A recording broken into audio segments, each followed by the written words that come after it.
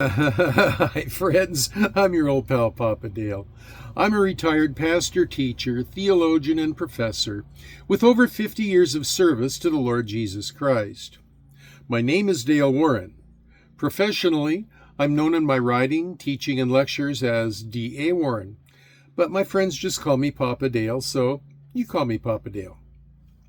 Now you can see the details of my personal testimony, family life, education, and ministry experience on other videos on this playlist. So for now, let's get right into the topic for today. And what is the topic for today? It is the epistle of 1 John. So this is the JHI Jan Hus Institute in Biblical Literature. It is the Bachelor of Arts in Biblical Literature, and it is the lecture on the book of 1 John. So the book of 1 John, one of the apostolic letters in the New Testament, is traditionally attributed to the Apostle John, the same author of the Gospel of John. Evangelical scholars emphasize that 1 John was likely written in the latter part of the 1st century, addressing the early Christian community in the context of emerging heresies and a need for doctrinal clarity. Evangelical commentators underscore that 1 John was written to assure believers of their salvation, to encourage them in their faith, and to counter false teachings, particularly Gnosticism. Gnosticism was a growing threat in the early church, promoting the idea that salvation came through secret knowledge and often denying the humanity of Christ. Now, the Apostle John writes to reaffirm the foundational truths of the Christian faith, focusing on the reality of Jesus as the incarnate Son of God. Also focusing on the necessity of love as evidence of genuine faith. And also focusing on the importance of righteous living. Now, the primary themes in 1 John include the nature of God as light and love, the identity and the work of Jesus Christ, the assurance of salvation, and the call to Christian love, and the ethical behavior. Well, evangelical scholars point out that these themes are woven together to form a robust, dense defense against false teachings and to strengthen the believer's faith. One of the central evangelical interpretations of 1 John is its high Christology. John affirms that Jesus Christ is both truly, fully divine and truly, fully human, countering earlier heresies that either denied Jesus' divinity or they denied his humanity. The opening verses of 1 John declare that the author is a first-hand witness to the life of Christ, emphasizing the tangible reality of Jesus' incarnation. 1 John 1 through 3. See those verses. Evangelical scholars highlight this as a critical affirmation against the Gnostic denial of Christ's physical body. This is further emphasized given the event of the transfiguration of Jesus witnessed by John, Matthew 17, 1 through 8, also witnessed by Peter and James. John also presents Jesus as the atoning sacrifice for sin, 1 John 2, verse 2, which is central to evangelical soteriology, the doctrine of salvation. This atonement is not only for the sins of believers, but for the whole world, reflecting the universal scope of Christ's redemptive work. Now, I will say that he died for the sins of the whole world, but it's important for each person to appropriate that work for himself. It's a gift, but you've got to accept the gift. Now, evangelical commentators note that this underscores the necessity of evangelism and the global mission of the church. Another significant theme in 1 John is the assurance of salvation. Evangelical scholars note that John provides several tests by which believers can know they are saved.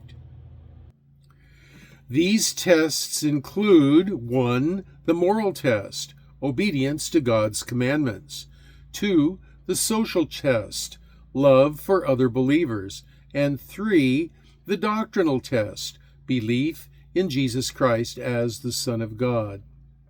The repeated phrase "we know" throughout the letter is seen as a reassurance to believers that they can have confidence in their relationship with God.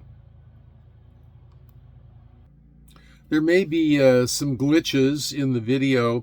I have to shut it off from time to time. There's somebody outside mowing a field next door, and when the mower gets too close to where I am, I fear that their sound may drown out my voice. So here we go again. We'll wait just a minute. Well, here we go again. Love is a dominant theme in 1 John, and the letter often described as a discourse on love. Evangelical interpretations stress that love for God and love for others are inseparable. John asserts that genuine love for God will naturally express itself in love for others. See 1 John 4:7 through 21. And this love is both a command and a defining characteristic of true Christian faith. Christian brotherly love is a deep commitment to sacrificial preference for the eternal flourishing of a brother over self. In summary, evangelical readings of 1 John highlight its emphasis on the reality of Jesus' incarnation, the assurance of salvation, and the call to love. The letter is seen as a pastoral epistle addressing doctrinal errors and providing believers with the confidence to live out their faith in the light of God's truth and love. Now, I want to highlight that there are differences in the definition of love. There are actually 4 Greek words that I know of: agape love, the love of God; phileo love, which is the love of a brother; eros love, which is a lustful sexual love; and storge love, which is a faithful love. And when in English you see the word love, you're not certain which of those kinds of love it's referring to unless you properly understand the context. What I do know is that the law of Christ is the law of love, and the law of Christ can be differentiated in 3 different ways. 1, the love of God with all your heart, soul, mind, and strength. 2, the love of neighbor as yourself, meaning as you're going through your life and you happen to see a fellow human being who is also made in the image of God just like you are, who is in need of help, you help them. And so you love them in that sense like you love yourself. And then there is also a 3rd form of love, which is sacrificial love. Jesus said to his disciples just before he went to the cross, no greater love has a person than this, that a man lay down his life for his friends. And he says, I instruct you to love one another as I have loved you. And so the 3rd kind of love is sacrificial love. So you be led by the Holy Spirit in the application of those kinds of love and in the law of Christ. Now, the first epistle of John is the first of the Johannine epistles of the New Testament and the 4th of the Catholic epistles or the general epistles. This letter is traditionally held to have been composed by John the Evangelist at Ephesus, where the writer was in an advanced state of age. This letter's content, language, and conceptual style are very similar to the Gospel of John, 2 John, and 3 John. Thus, at the end of the 19th century, scholar Ernst DeWitt Burton wrote that there could be no reasonable doubt that 1 John and the Gospel were written by the same author. Verses 1 through 4 of the first chapter constitute a prologue or introduction concerning the incarnate Word, like the prologue to John's Gospel. This introduction tells us that what the author proposes to write about is the Word, Jesus Christ, which is the life. Anglican commentator Alfred Plummer notes that the similarity to the opening of the Gospel is obvious, it's manifest, but with a significant difference, in that the Gospel refers to the existence of the ancient Greek logos, the Word, before creation, whereas here the point is that the Word existed before incarnation. Evangelicals hold both to be true.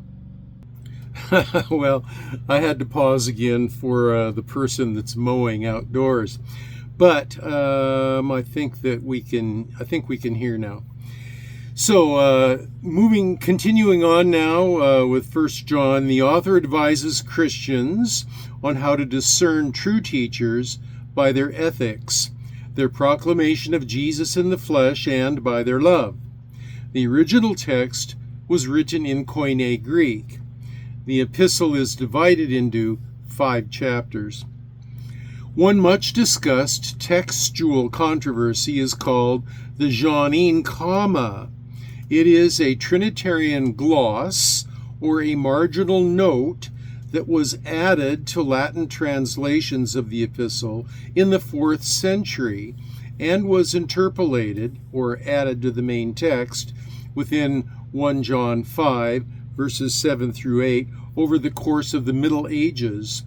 Although no Greek manuscripts before the 15th century include the passage, Erasmus added it to later editions of his edition of the New Testament, beginning in 1522.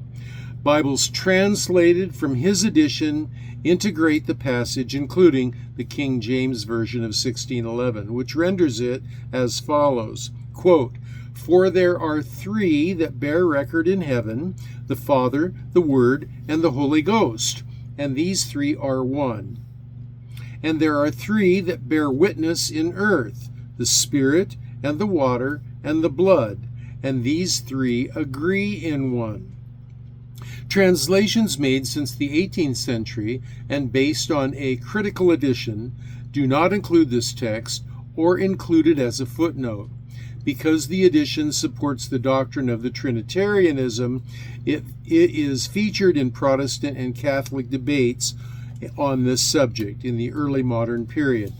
Trinitarian theology is indisputable without this gloss, being well revealed in the whole of Scripture, so it's really not needed to prove anything about the Trinity. The most commonly quoted verse from the book of 1 John is likely 1 John 4:8, which says, "Whosoever does not love does not know God, because God is love." Now, this verse is frequently cited for its profound statement about the nature of God and the centrality of love in the Christian faith. Now, this has been your old pal, Papa Dale, and struggling through sharing, because of the noise outdoors, struggling through sharing the lecture on 1 John.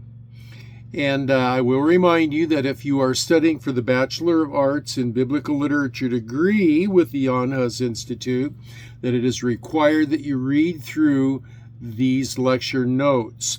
You'll find them in the video transcript. You'll also find them at a link at the end of the video itself, down below. Now, also, you are required to look up every Bible reference, every Bible citation. And so the best time to do that is as you're reading through the lecture notes. So, the Lord willing, I shall upload some more videos. And there are another couple days left before what I think is the rapture coming right up. And so I will still be on planet Earth, unless I die suddenly. But either way, if the Lord wills, I will upload other videos. And until you see me on the next one, this is your old pal Papa Dale signing off and saying, I will be praying for you that you will be well and that you will be blessed.